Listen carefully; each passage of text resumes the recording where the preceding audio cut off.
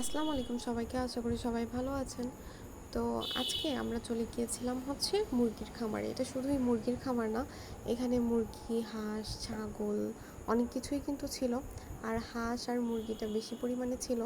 এখানে সাধারণত খামারের ভেতর কাউকে ঢুকতে দেয় না। তো আমরা অনেক করে রিকোয়েস্ট করার পর আমাদের ঢুকতে দিছে।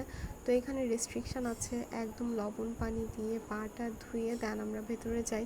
আর এইখানে ভাই এত পরিমাণে মুরগি বলার বাইরে, ক্যামেরাতে আমি সবগুলা ভিডিও করতে পারি নাই, কারণ এখানে হিউজ পরিমাণে মুরগি ছিল, সবগুলোই ছিল ডিম পাড়া মুরগি। তো এই যে আপনারা দেখতেই পারতেছেন কি পরিমাণে মুরগি, আর সামনে কিন্তু মুরগির অনেক খাবার দেওয়া ছিল, মানে এরা মনে হয় সারাদিনই খায়। আর এখানে মুরগিগুলো এমনভাবে ডাকতেছিল, অনেক বেশি সাউন্ড হচ্ছিল, যার কারণে যে কথা বলছিলাম সেগুলো কিছুই শোনা যায়নি।